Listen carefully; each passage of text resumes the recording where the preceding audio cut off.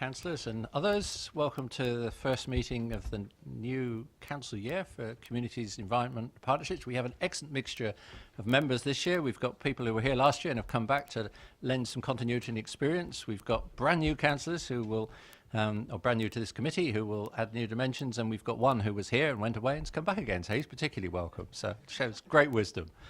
In terms of apology, I need to read the usual stuff. There are no fire alarms scheduled for this evening, so if the fire alarm sounds, please evacuate the building immediately.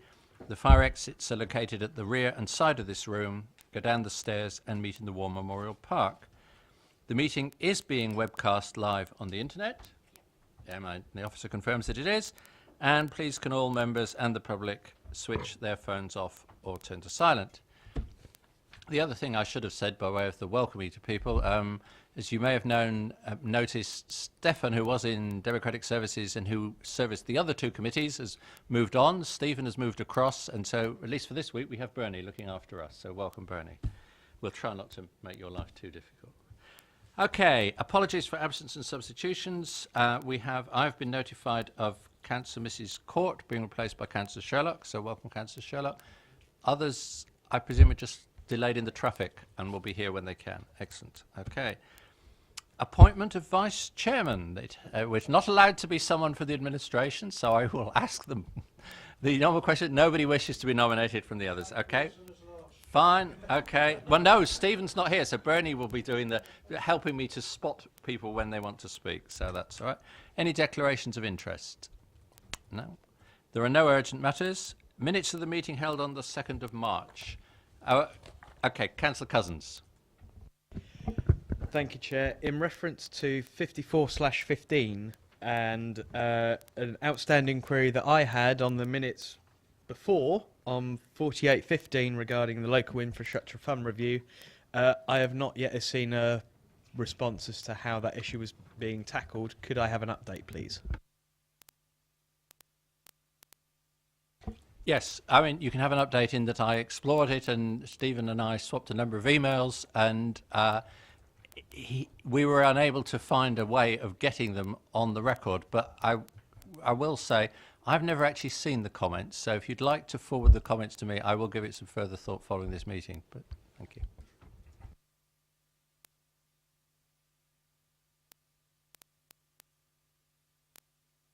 Right. Now we come to appointments to single issue panels and working parties, and unless anyone's feeling particularly awkward, that should be very straightforward. All 5 members of the Tree Appeal single issue panel wish to continue. Are we content that they be appointed again? Thank you. As regards the mental health scoping group, and indeed the neighbourhood management scoping group, Councillor Simon Band will no longer be a member of the scoping group because he's now been elevated to greater things. He will probably join us as portfolio holder, but it would be good to replace him.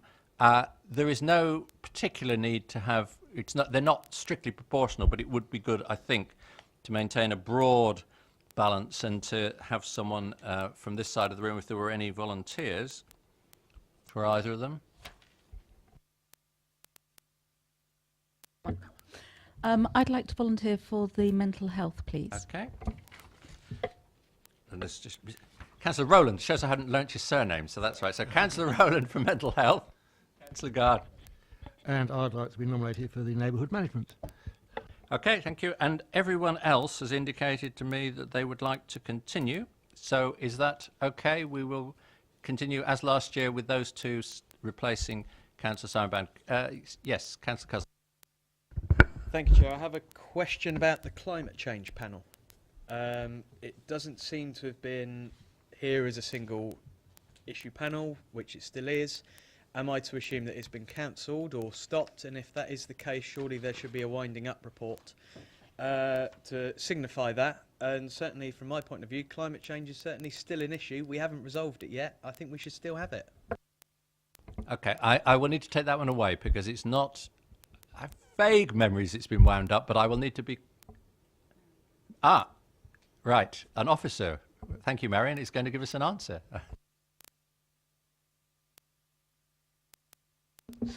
My understanding is the climate change panel hasn't met for a very long time, and there was a suggestion that there was no appetite for it. However, if there is, then we do need to revisit that. And so it would officially be a decision of this committee as to who's on it, would it? Yeah, no, I mean, it's not, so it's not a map that the portfolio holder could decide, it is a panel that we would need to decide. Okay. Well, we would need to make a formal decision at the next meeting, but I will find out what we can about what was last said. But if anyone other, I will take it that that's you would like to be involved, and if anyone else would, and we'll note that in the minutes, please, Bernie, that Councillor Cousins would like to be involved if it continues, and we will see whether, you know, if anybody else around here is interested, let me know, and otherwise we'll put out a wider request for people if we're going to carry on. Right, which brings us to item 7, management of leisure facilities, Aquadrome, Tadley Pool, Indoor Tennis Centre and Golf Centre, beyond 2018, and Councillor Bound, the portfolio holder, is going to introduce it, and then we've got Mike and Marion here as officers to support him. Okay. Thank you very much, Mr. Chairman. Really just as a brief introduction to this paper, clearly the existing arrangements for the management of the Aquadrome, Tadley Pool, BasingstokeGov Centre and Basingstoke Tennis Centre expire on the 31st of March 2018, and really this paper takes us through the process and the work that's being undertaken and the detailed report to see what work needs to be done whilst we undertake going through a competitive procurement process to secure the management arrangements from 2018. Clearly, one of the things that we need to take into account is the development proposals for the leisure park. So absolutely one of the things that we need to look at is what we do as far as executing on any provision for extending the contract. So really it's going through that process, and of course just reminding members of the committee that we've also been doing that in conjunction with the members advisory panel, so that we sort of all very clear about what we need to take into account, what processes we need to go through, and also how we keep all the different stakeholders informed with what we're doing as far as the contract, but also potentially how that interacts with anything that may be happening in the leisure park in the future. So with that brief introduction, I'll hand over to the officers. Okay, officers, do you want to say something, or do you just want to answer questions? Okay, well, before we do the questions, just committee, if you could just turn to page 11. And I always think it's helpful if we remind ourselves what is being recommended before we get into it. So we're recommended to note various things. As I've said on papers before, even when we're only recommended to note, we don't have any hesitation in commenting if we feel like it. So, but it's mainly to note things that are already in train, and I won't read them all, but that's what we're being asked to do. And if questioners could try and mention which page they're on, that would be very helpful. And I saw Councillor Loney first.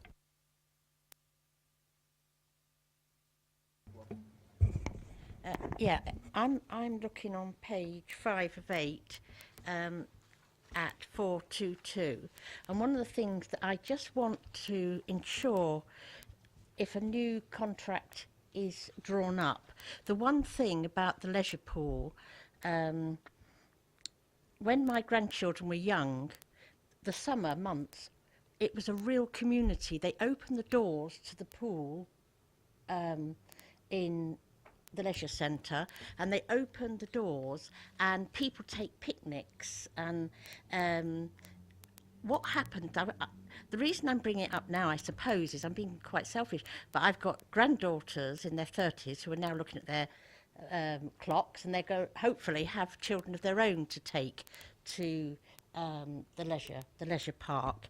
And what I found is that there's a real community spirit there. When them doors are open, you have children running around talking to loads of people they wouldn't normally see, and mothers are talking, families are talking. And the nice thing is, if you want to go back in the pool with your children, what happens is you just say to the person who's sitting next to you, can you watch my stuff while I take the kids in, and then when it's their turn you carry out the same.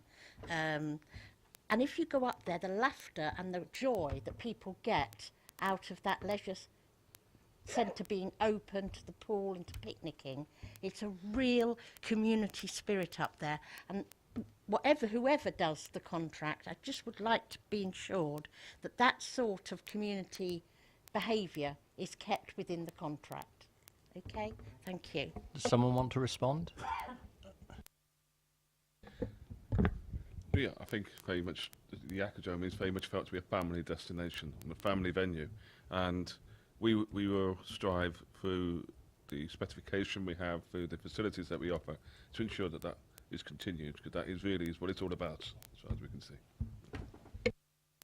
I saw another hand, and then it's Councillor McCormick, right? Yeah, I'd only just got on the council. We just recently opened a brand new shining aquadome that was replacing the Westfield Lido. So I guess every 20 years or so you might need to replace a pool. But at the Westfield Lido there were a couple of 50-metre lanes that didn't survive onto the new aquadrome. So if there's going to be a commitment to produce a new facility, what are the chances of having a 50-metre facility? Because there are none for miles around. I mean, the nearest one I think is Aldershot, and that's owned by the Army. Okay, again, can someone respond? The facility mix, as obviously, like you say, is an opportunity that presents itself, was something we have considered. And you are right. You talk about the garrison at Aldershot. You're talking about the Mountbatten Centre down in Portsmouth. However, there was a strong feeling that because, going back to the point made earlier, it being a family destination as opposed to a competition destination, the driver has primarily been around making sure that we continue to provide, if you like, a facility that is flexible in the sense of providing some swimming club provision with a 25-metre pool, but not at the expense of the leisure waters and the family market that we're striving for and have sought to achieve over the last 15, 16 years. That's not to say we would support a 50-metre complex in the borough, but I think for the aquadrome and for what we're trying to provide, the importance was to maintain a mix that sustains that family drive and the USP that we have for that. Okay. Yep, supplementary. Well, it doesn't necessarily have to be incompatible, because there are a number of 50-metre facilities up and down the country, like at Loughborough, for instance, where they've got flexible designs where you can split the pools into two, have a number of different size of pools. You can raise and lower the depth of the pools. So you could quite possibly have a two-pool facility that could be compatible with family usage. But I just mentioned that in passing. If we are going to be building a new pool, we ought not to rule that out at the outset.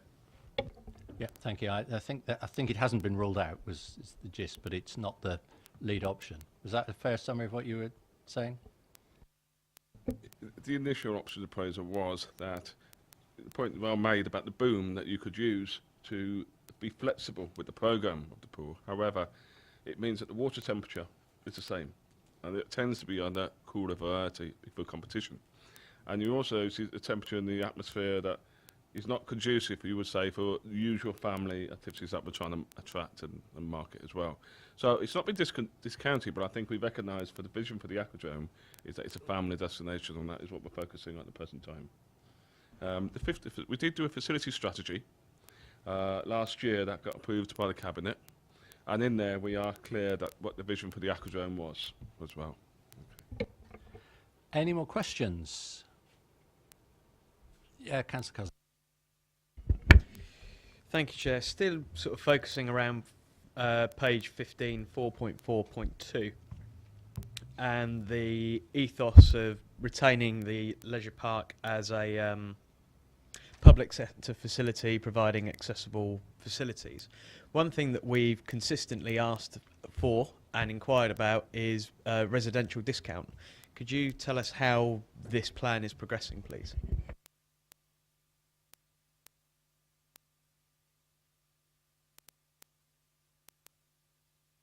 Okay, officers are conferring. I'm quite happy to make a comment, Mr. Chairman. Really, the schemes and discount schemes that are currently in operation with the current providers are absolutely something that we've talked at length about in the members advisory panel, and it's a very similar scheme, if not improved, would be something that we would want to continue in whatever the new arrangements were. Okay. Any more questions? Yeah, that's Councillor Jones. Did I misunderstand? So what you're really, I don't know what about the advisory panel, but are you saying that you're discounting ever doing any discounts for people in the borough? What we have was back in 2008 when we tendered for the works, we agreed a set of principles for pricing and a set of principles for the programme. And that was to strive for a balanced programme that was made it accessible for all residents of the borough. At the present moment in time, with what this paper is pushing for is, if you like, extending beyond 218. As Councillor Bounds rightly said, we are looking to reinforce those principles. And that includes concessionary schemes, concessionary rates. Now, obviously things change, legislation changes, and we try and keep abreast of that. But in the principles are, reinforced by MAP Group, is that we sustain and maintain a concessionary policy scheme for the residents of the borough. Yeah, Councillor Loney. It's always seems to be me, but I just wonder if at some stage I don't know if anybody here is from Tadley or been to the Tadley pool, but I have a friend who has Parkinson's, and I take her to the Tadley pool and the disabled facilities there, and I'm sure that's not known across the borough as it should be, are absolutely fabulous. They've got this hoist, and once you're put into the water, it's so easy for me to be able to get my friend out so she can have some fun in the water, and just as easy as well for her to be put back up to come and be taken out of the water. The staff are absolutely excellent at Tadley, and because I'm her carer, her registered carer, I don't pay, I just go to help her in and out of the pool. And so I just think at some stage we need to let people know about the facility at Tadley, because I don't think people do know about it, except if you live in Tadley, obviously. I was just going to say, Mr. Chairman, it's absolutely one thing that I'll take up with the Basingstoke Disability Forum. So I think sharing that sort of information with people who have those needs or caring for people with those needs is very important. Councillor Gardner. Just following up on that, if we have this facility in Tadley, why can't we have it in Basingstoke?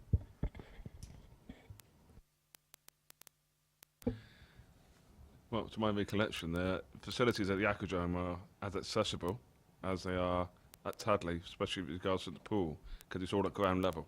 So you've got the Changing Village and you've got the pool facilities are operating in tandem. If I recall correctly, the 20-metre pool has a movable floor in it. The competition pool does not, but there is a hoist, I believe, that allows people to access the competition pool, which is the 25-metre pool. So to all extent and purposes, as far as we're aware, the facilities are accessible for all members of the community. And presumably you will check that before you communicate with the Disability Forum. Councillor Cousins, were you indicating again? Thank you. On page 18, 7.12 and 7.13, it talks about the scope of future works for refurbishment. Now, I appreciate that some of the costs aren't known yet, but have we got a in the region of figure that we know at the moment? Are we talking tens of thousands or hundreds of thousands in terms of updating these facilities? I've already asked the question. We have carried out a condition survey. We've got to qualify, as you say, part of the new option and the refurb option. Elements that we have identified as in need of attention have been subject to further investigation, further work. I don't at the moment have that to hand, but we're very consciously aware that we need to be prepared to have a twin track approach that doesn't preclude one decision from another. Supplementary. And just further on that, have we got an expected timeline of when those costs are going to land on our letterbox, land on our sort of doormats, as it were? When are we expecting those figures to come through? We're very conscious of the council's capital working budget and medium-term financial framework, and we're preparing at the moment the outcomes of those investigations will inform an approach to be made that will fit in with that financial process. So that will mean a bid, whatever the priority is or the costs are, will go in and be considered by members later in the year. Okay, I think we're into debate. Anyone want to say anything about the things we're asked to note other than that thank you for telling us and we have noted them?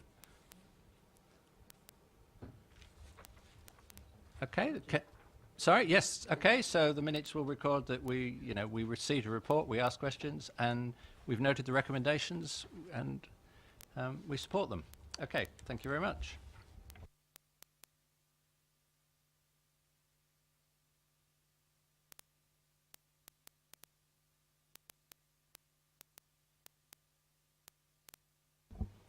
Right, we've had a little, very small change around.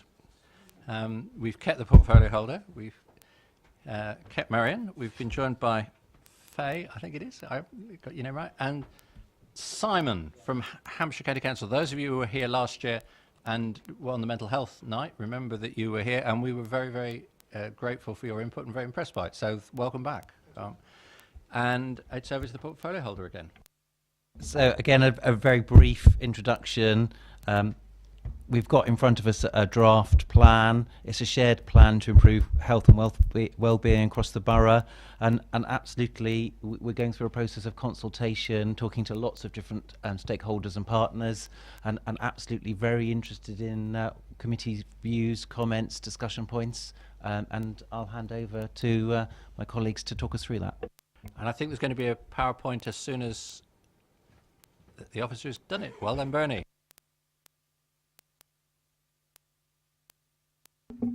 Thank you, Chair. Thank you, Councillor. Yes, this report sets out the draft of a shared plan for health and wellbeing, and it's called shared because it is a partnership plan.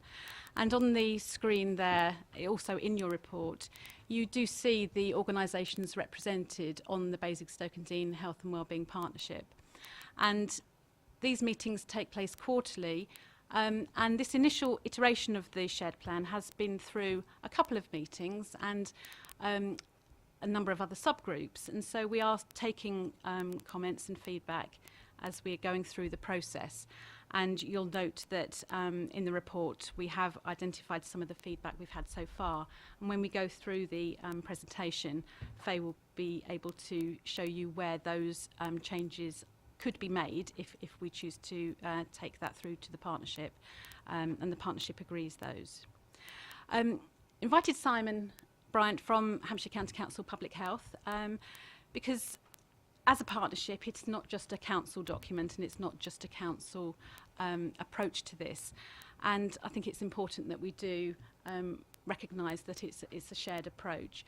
Simon is part of the leadership team for the Health and Wellbeing Partnership, and is happy to say a few words about why this is important as a partnership document. Just very briefly before we get into the kind of detail, I think as Marion said, it really is a partnership. We have to work together on these issues. The issues that Faye will outline are not something that one agency can solve or one partner or one group of people, so we really need to work together. And yeah, I think it's testament to the council that it's a very broad partnership. It has voluntary sector, community sector, statutory bodies, all sorts of people on there, and I think it really is testament to the kind of outcomes that we get in this borough, and how we support communities to be healthier. So yeah, I'm really happy to take questions afterwards, but I'll let Faye talk through the kind of priorities. Thank you, and I'll just introduce Faye. Faye is a national management trainee with the council, has been with us for 18 months now, and this is her final placement with various different parts of the council.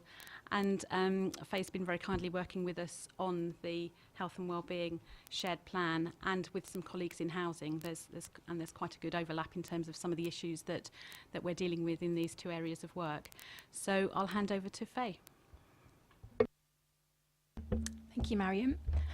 I'd just like to re-emphasise the point that this is very much a starting point in terms of the draft share plan, and like we said, we are very welcome to your questions and comments tonight.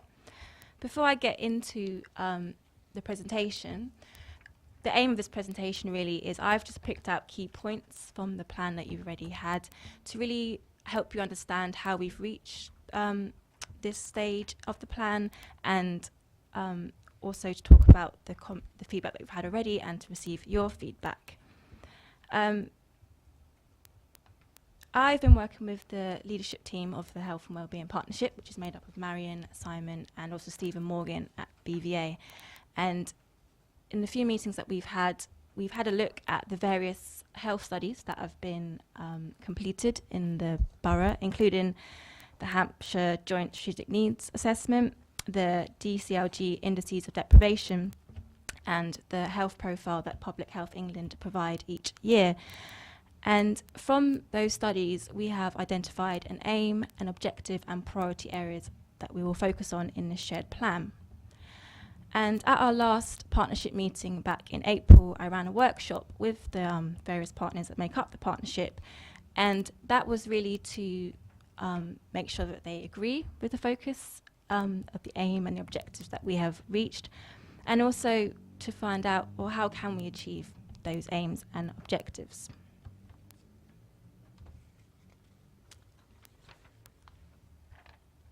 I think recently, I think it's fair to say that there has really been a recognition that when you're talking about somebody's well-being, you can't really separate the physical health and the mental health. It is all part of the same thing. And I think the partnership really understand that intrinsic link between the two. And so in this new shared plan, we're trying to come up with a message that encompasses both mental health and physical health. The partnership also recognises the importance of people being informed about their own well-being, but also that of others. And really, the work of the partnership wants to help enable people to recognise the signs of possible bad health or negative well-being in themselves and of that of others. Evidence shows that often peer support can be really effective in helping people overcome any issues they might have with their well-being.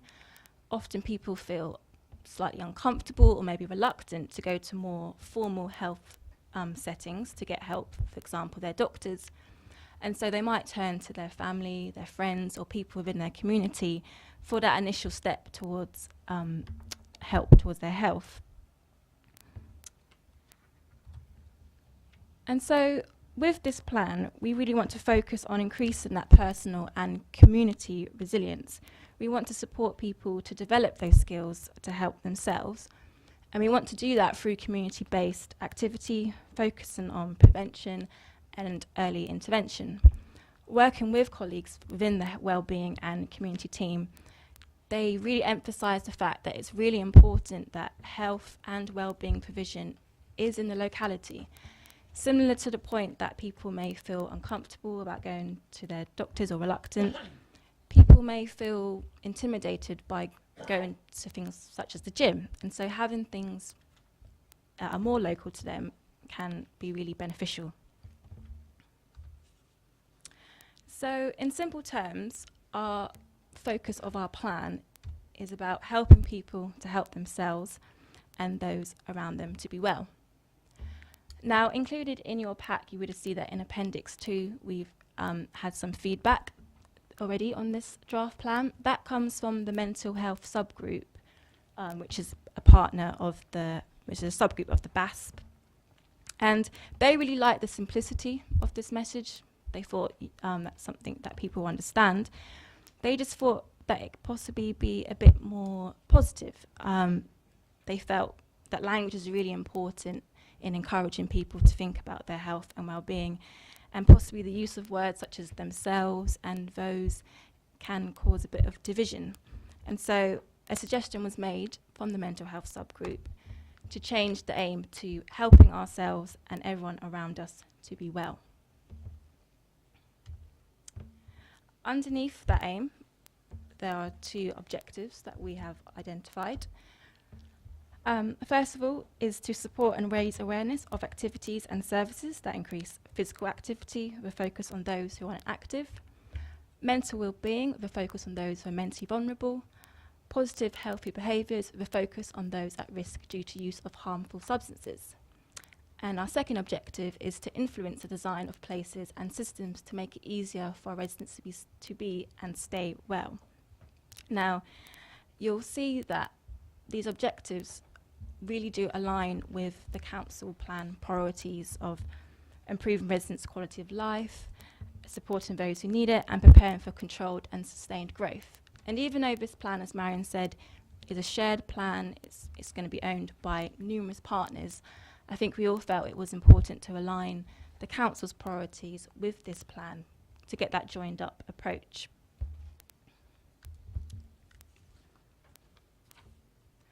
Again, following some feedback that we got from the mental health subgroup, they agreed with the objectives, but they felt that perhaps they need to be a bit more positive and a bit more general in order to achieve more universal appeal.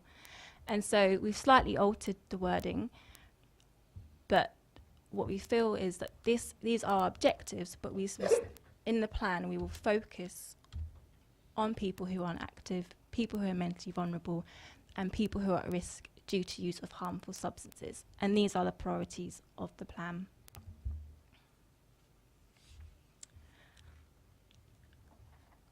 I've just picked out some headline statistics to really show why we've identified these 3 priorities in our plan.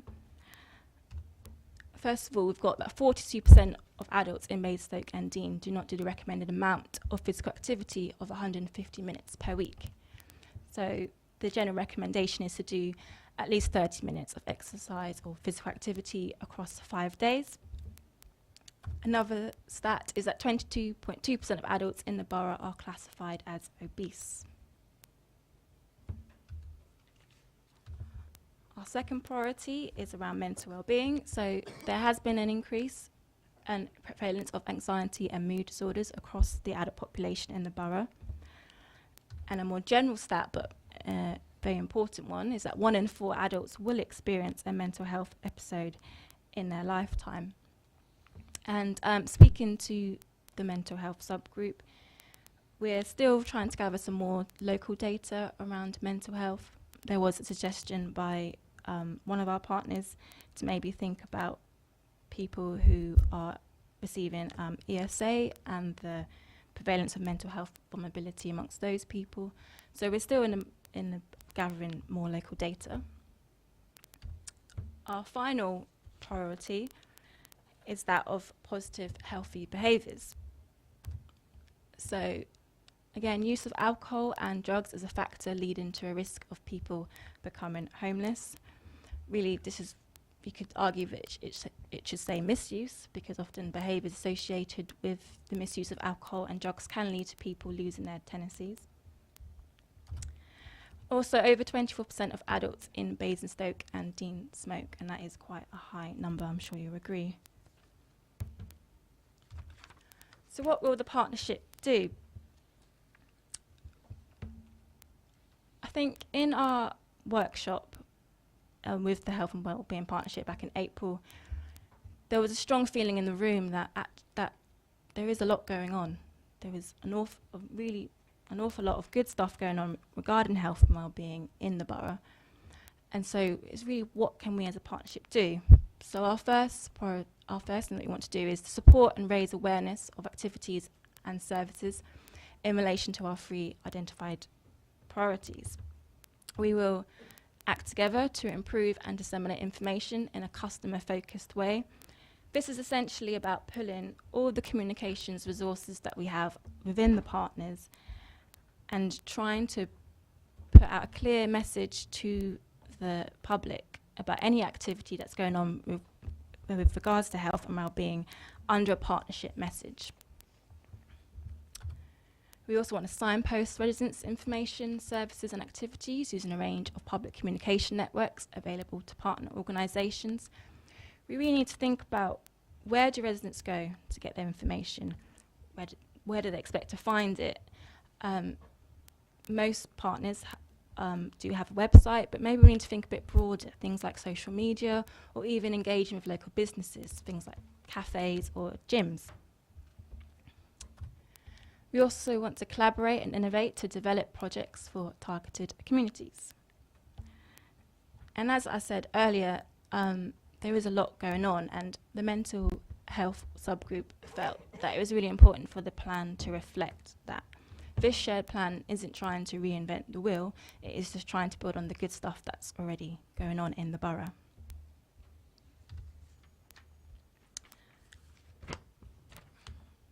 We also seek to influence the design of places and systems to make it easier for our residents to be and stay well. And we will advocate the characteristics of health communities through all available channels of consultation and development of our major housing growth and regeneration areas. We will work with strategic partners to address vulnerability linked to the wider determinants of health, e.g. homelessness and education. Really, the point here is that obviously it is a time of growth for the borough, and so we have a really exciting opportunity to develop with health in mind, but it's also important to cater and to provide for the existing communities that we have in the borough as well. And finally, the partnership wants to make a positive contribution to the transformation programme that's going on in health services.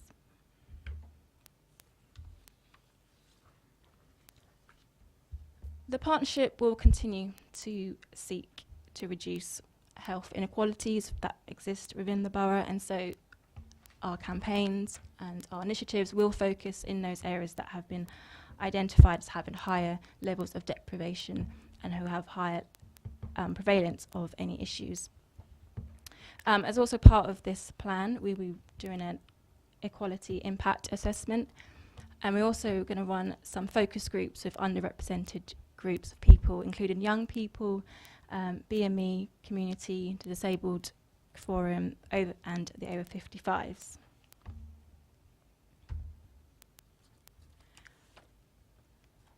So how is the partnership going to measure its success? You may have noticed that the priorities in this plan are quite similar to the priorities that we had in our previous plan.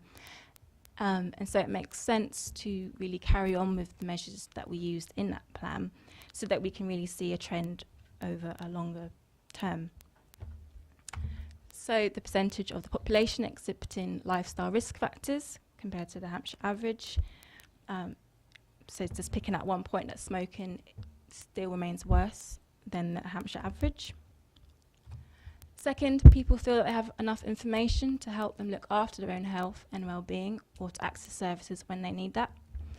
At the moment, we don't have that data, but we actually are going forward going to include a question in the resident survey that the council does. And in that survey, we're going to ask, where do people go for that information about local health services, and whether they're satisfied with the level of information that they can access. Final point on how we're going to measure our success, again, is looking at those health inequalities and trying to reduce them. And as part of this consultation period, we're looking at how we can have 2 new indicators to measure inactivity and mental well-being.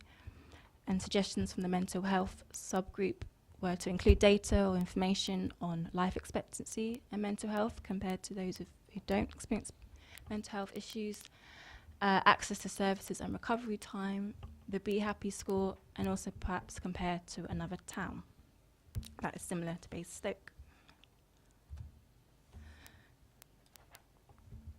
Going back to that workshop that we had in April, the partnership felt that it was really important that we need a clear message that we can give, that all partners can sign up to, but also that we can communicate to the public. And so we have tried to translate the aims, the objectives, and our priority areas into a simple key message, which is around be resilient, be well.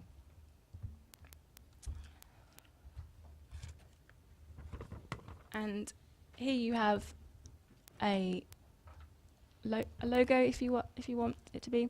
But essentially, we've put that central message of be resilient, be well, and we're trying to show that each of the priority areas, each of the strands together make up that central message. So that be active, the physical activity, be mindful, the mental well-being, be aware, that positive, healthy behaviours. And encompassing that is this feeling of being informed. And this, like I said at the start of the presentation, this is about being informed about your own well-being, that of others, but also being informed of, well, where can I go? Or where can I recommend my friend to go? Feedback from the mental health subgroup was that they really liked the way it looked. They thought it worked as a logo. They could see it being used on publicity going forward. But they thought it could be even more simple. And so we've got rid of the additional wording in each bubble, as it were. And we've also included this at the bottom, this be involved. This kind of has two meanings. You can have the be involved as in to get involved in everything that we've put out in the plan, but also there was this feeling that actually volunteering can do a lot for somebody's mental well-being and well-being in general. You know, it can boost someone's confidence, and often volunteering can be a gateway into employment. So my final slide is about how we use that message practically. And so what we've tried to do here is really show how we have the central message, which is what the partnership, the health and wellbeing partnership, will be overseeing. And then each strand has its own lead network. So if I just take the Be Active one, for example, that would be the Sport and Physical Activity Alliance. And the idea is that each of those lead networks would coordinate the activity under each strand, and as a partnership we would coordinate the whole Be Resilient, Be Well message, so that everything is hopefully all joined up going forward. And you'll see that this translates down into the Be Informed. So this is about, we've got Hampshire, who are County Council, currently working on Directory of Services, but it's also about partners coming together and really trying to show how the work that they're doing fits under each of those strands, and then as a partnership we can communicate that out underneath this banner. Thank you for your time, and I'll take any questions. Okay, thank you. Hang on, Bernie, I think it might be worth, unless councillors really want to be seen on screen when they ask their questions, it might be helpful to keep the presentation for the questions, and then we'll have our faces back when we get to the discussion. So thank you, Faye, for that. That was very helpful, very, very clear. And just before we get to the questions, the recommendation is that we provide comment on the draft shared plan, and that we support the Council's contribution to the delivery of the shared plan. And if you want to find that, that's in paragraph 7.1.1 of the paper, which talks about our contribution through the provision of leadership, along with the others who were mentioned, and staffing support and things. So, okay, so that's what our task is, but it's now questions. Councillor Loney. Thank you. Thank you, it was excellent. I just have one concern. It is only a small concern. I'm quite concerned that we have 11% of the children in this borough living in poverty.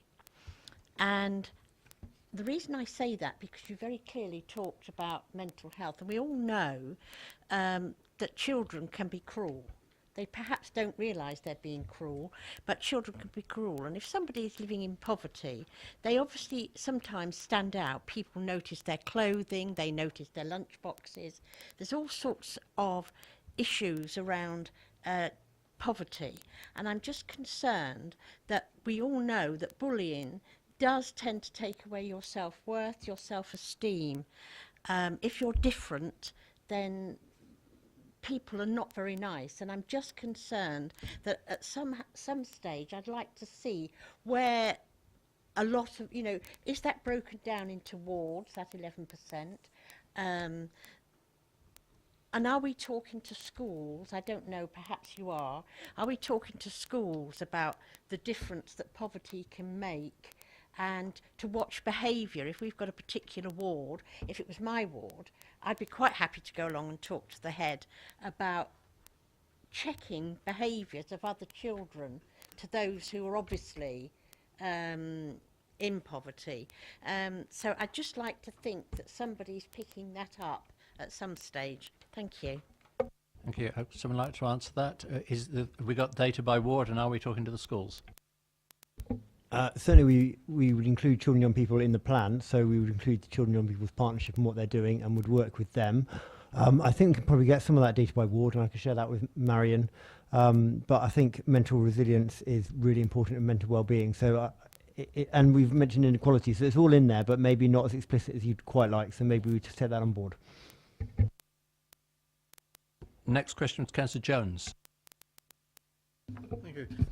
Yeah, it's similar to Pam's actually. It's about life expectancy, and it does affect my ward. We're talking 7 years difference for men, and the other thing, I'm talking Buckskin now. I do apologise for other people, but it gives me an opportunity to get something. We've been trying for years for doctor's surgeries. Now, what you put up there is fine. I don't think anybody could argue with it. But the nitty-gritty is, we, in Buckskin in particular, we need a doctor's surgery or a doctor to attend. Now, are we talking in terms, when you meet with all these different groups of people, about these issues, or are we talking generically about, oh, well, we give this to make people fit, they'll live longer, everything else? Well, it doesn't actually work if the people who are ill and can't get to doctors because they can't afford bus fares or whatever. Are we looking at these problems? And it doesn't come out on there, and I'm concerned that we're not actually talking specifics. We're talking around the whole subject, because it's a huge subject. And I wonder, and when you do have this meeting, could we see the minutes of it, see what you're actually talking about? Because there's no one representing the council from the councillor's perspective, so I don't know whether you're talking in the same terms as us councillors, if that actually makes sense. It's not a, I'm not decrying what you're doing. I think you're doing a great job, but I'd like to see some more meat on the bones about my ward, and I know there's other wards involved, and even in some of the well-off wards there must be people of the same thing. We need to be talking about them. Okay, again, I think there were two questions there. One, are we talking details like location of doctor's surgeries, and can we see the minutes? I think it might be worth saying that obviously the Northampton CCG are part of the partnership, and it is a starting point as far as the shared plan, but there's also a lot of activity in all sorts of strands as far as health and well-being that are going on at the moment, and it's certainly one of the things that we're waiting for that's happening in the next couple of months as far as the CCG is concerned, to turn around and say, what are the plans for primary care provision, what will that look like going forwards, and certainly for my ward as a ward councillor, and I would absolutely support every ward member who could do it. Go on the CCG website and you'll see what some of their plans are, put your feedback in and make some comment, and absolutely there's lots of work by lots of different organisations, and they are looking for quite a lot of feedback. There's lots of consultation going on, and I take on board that perhaps in this plan it doesn't talk about specifics, but it's really a plan from our point of view to say, it's almost like the double check at the top to say, have we got everybody looking at everything, but also looking then at the themes underneath, to say, have we then got a plan in place, a vision in place, and do we understand what we're trying to deliver at a practical level? So you may not see it yet, but there is quite a lot of that work happening with all of these partners, which is why all the partners are talking to each other. Yeah, and I don't think you covered minutes, did you? And do you want to come back at a supplementary on doctor's surgeries? In general, for the last 20 odd years as a councillor, I've been trying with different councillors in the ward at different times, and of different political persuasion, trying to get something done within Buckskin. So it's not that we haven't tried. And if this is a vehicle we can use to get that, that's where I'm coming from. I'd like to see it happen. Thank you. Minutes? Yeah, with regard to the minutes, the Health and Wellbeing Partnership minutes are available on a public website through the Basingstoke Area Strategic Partnership website. But they do focus on the partnership activity. They don't focus on individual ward issues such as provision of doctors' surgeries. There are strategies from the providers, primarily the CCG, about their estate strategy and their primary care strategy, which will be where any indication of their future plans for doctor surgeries will be found. And the CCG website is actually very good in terms of its minutes of meetings. Good. Yes, I'll come back to that. I've got a list of several people, so I'm going to call you in order, so don't worry if it take a while to get to you. I think I've probably seen everybody who wanted to speak, but if I missed anybody, we'll pick you up at the end. Councillor Gardner. Thank you. I've got two questions. On page 30, there's reference to physical activity and obesity. Where do we find definitions of exactly what you mean by those terms? And the second question is, this is replacement for a previous plan. How successful was that plan? So I can do the definition. So the definition is put up for physical activity is the number of minutes per week that an adult takes. So that's and the reason that is there is because that is the amount needs to be beneficial for health.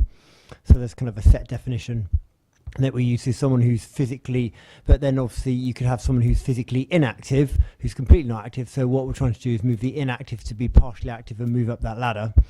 Obesity is based on a BMI measure, which is a ratio between your height and your weight, and it's just that's the measure that's used because it's the standard one that everyone measures by. And I could give you a number if that's helpful. Can I? Yeah, you just supplement because if not, I'll do one. Yes, go on. Thank you. You've told me what's actually in the paper.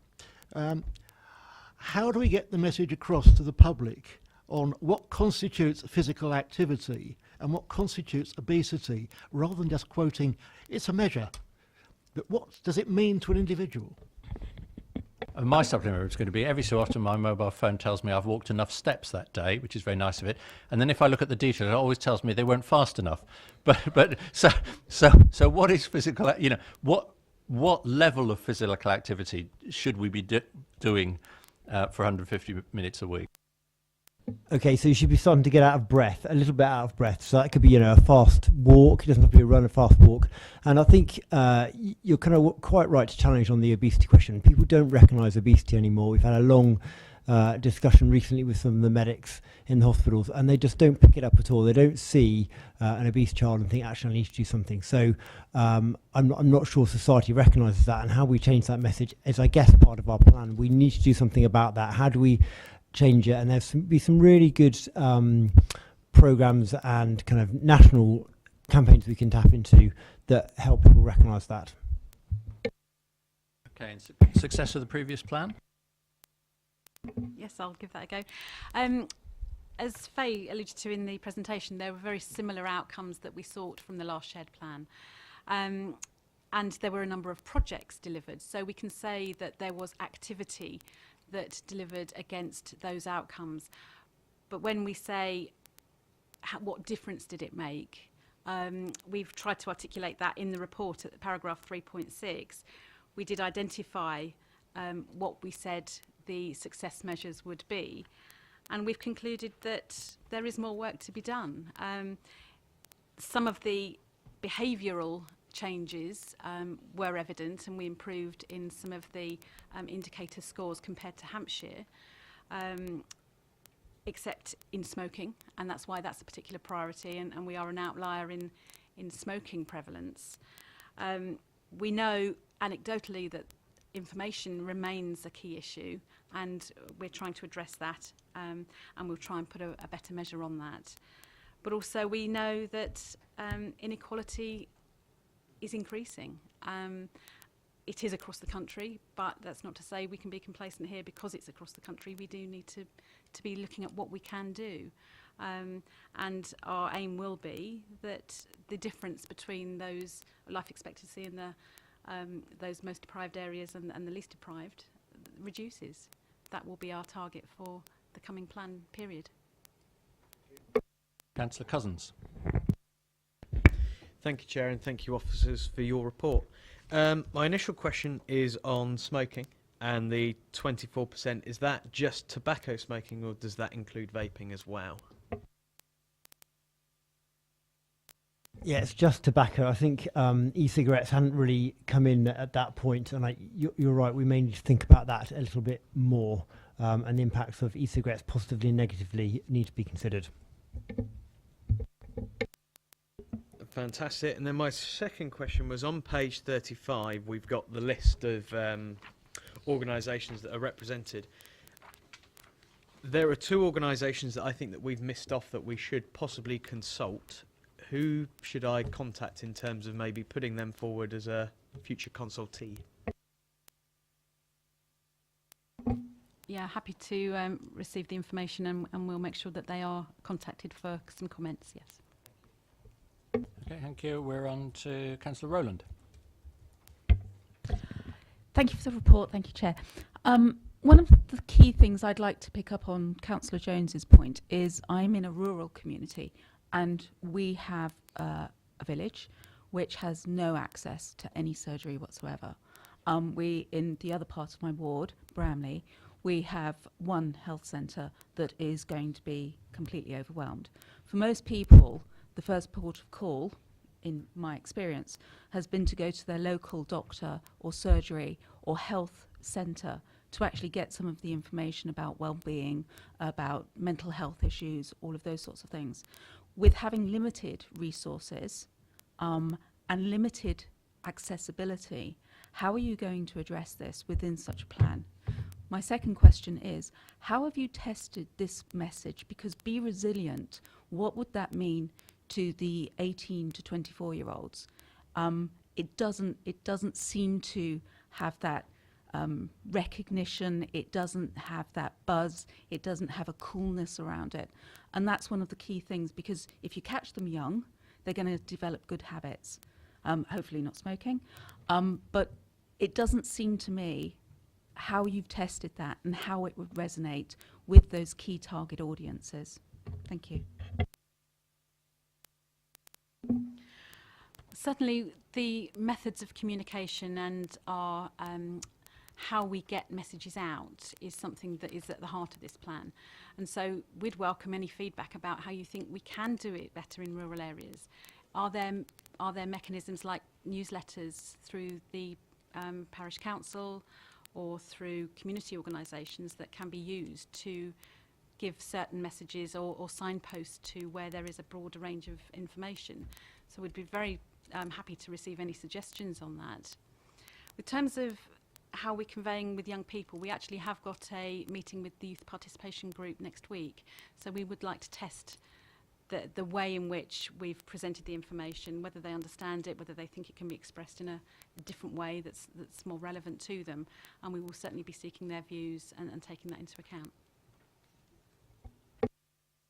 So could you say whether you're going to have a communication strategy within this plan? Because that's going to be fundamental in terms of, you know, you talk about a logo, and the example that you showed would be a great logo.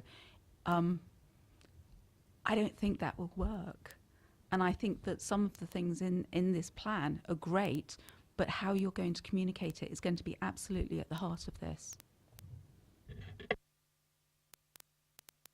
I think you've probably hit on the point. How do we engage communities in health and well-being? And that's what this is about. And I think, you know, from one of the stats I saw recently, 30% of GP consultations, they don't need the GP, they just need some help. So actually, how do we shift that to, you know, online, neighbours, friends, as you said? So that's the whole point. And yes, about communication and the message, and how we do that going forward will be what we're doing over the next 3 years. On the questions, I have Councillor Edwards, and I haven't got anybody else down. So if anybody's I've missed them, wave while she's asking her question, please. Thank you, Chair. Thank you for the paper. I've got a few questions around the table at 3.6. So you say that we are now better than the average figure in Hampshire, but does that mean that all the other areas have improved, or how is that measured? Because if they've all got worse and we've stayed the same, then it's going to make us look better. I just wondered if it was a positive outcome for us.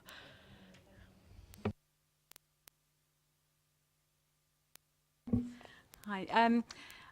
The footnotes at the bottom of that page do say what the Basingstoke and Dean and Hampshire figures are. So at a quick glance, I don't think it's necessarily because Hampshire is getting any worse that making our figures look better. We are improving. Thank you.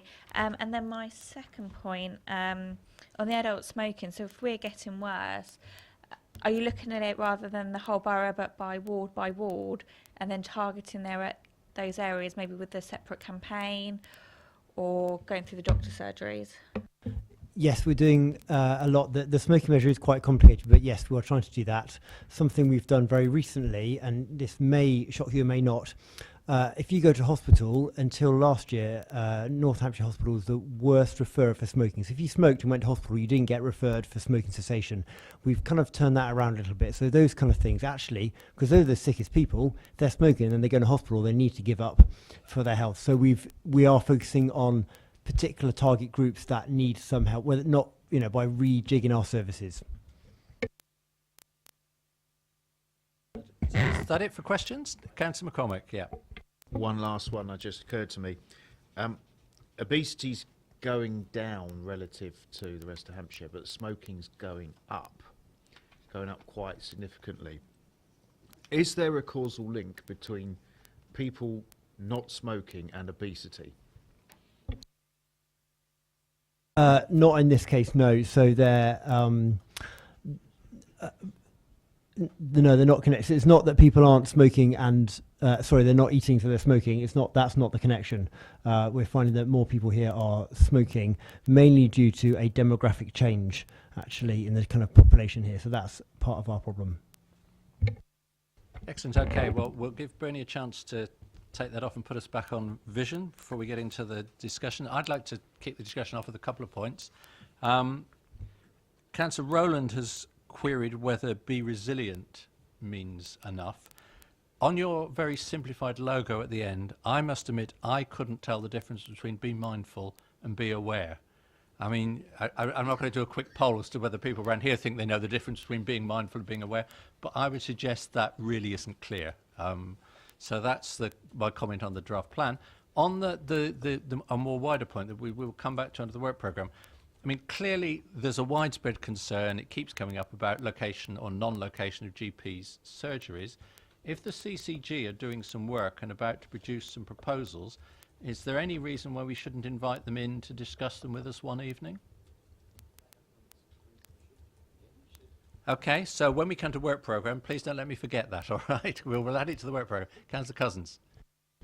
Just very briefly, Chair, that was looked at scrutiny last year, so it might be a repeated conversation, so it might be worth checking the minutes of scrutiny prior to putting that on the agenda. Not that I'm against discussing it, of course.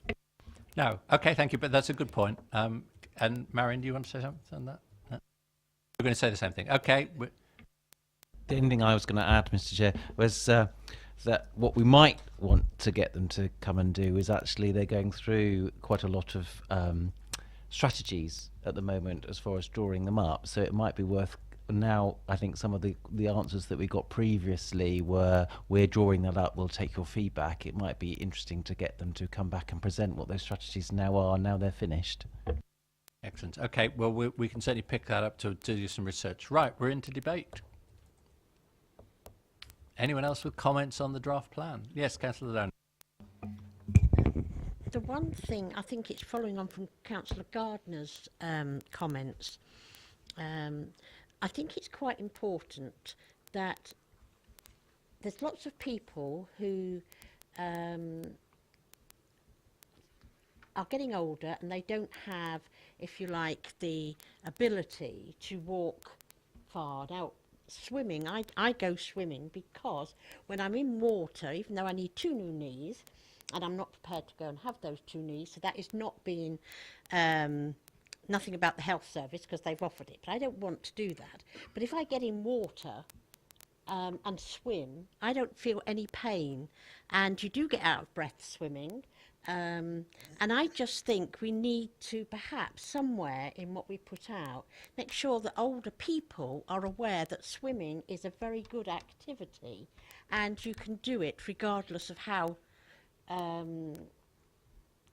well physically you are. And I think that's quite important. Thank you. Okay, others? Well, that's straightforward. I take it we're all happy to endorse the council's contribution to this work. Yes. Did anyone else want to do we want to capture my point about the logo, that when you've stripped it down to be mindful and be aware, it is too simplistic? Are we happy to put that in the minutes as a consistent comment? Okay. And that's it. Yeah, unless there's nothing else you need from us. Well, thank you very much. So you can take it from the lack of comment that you're really doing well. So well done. Okay, thank you. That brings us, I hope, to the last item on the agenda. And whilst you're turning to that, Bernie's got a piece of paper to bring round to each of you, because Councillor McCormick has filled in one of our work suggestion forms, and you're all going to get a copy. So thank you, guys.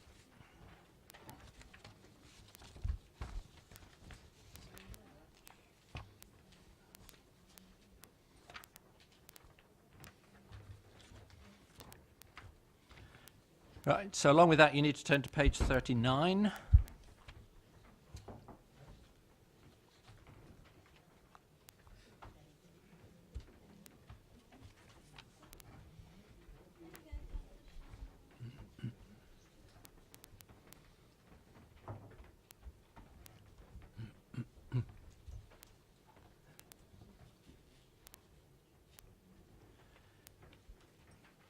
Okay, so page 39, the work programme. Obviously, the 8th of June we've just done. 14th of September, we already have 3 items. We've been waiting for the Council Road Community Centre's feasibility studies to report when it was available to report, and it is expected to be available for September, so we should definitely have that then. And the Community Investment Strategy for Manydown has been going on for a long time, so 1 or 2 of us have been on the committee, the map or whatever it is for that.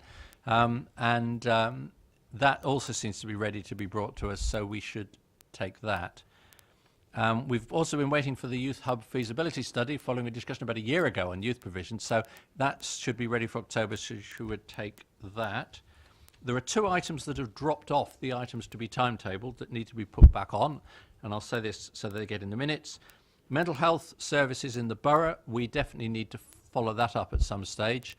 We've reappointed the scoping group, and we'll get another scoping group meeting together and discuss what we want to do. Last one, we gave Marion a considerable amount of homework, and I should be asking her fairly soon how she's getting on with that, seeing as I can see she's still there listening. And then we'll plan when we can bring that forward. But we need to keep that under items to be timetabled. The other thing that needs to be under items to be timetabled is the retendering of the waste contract, which is our opportunity to look at that more generally, and also to pick up again the question of whether we should be recycling food and or garden waste. So that will come in there.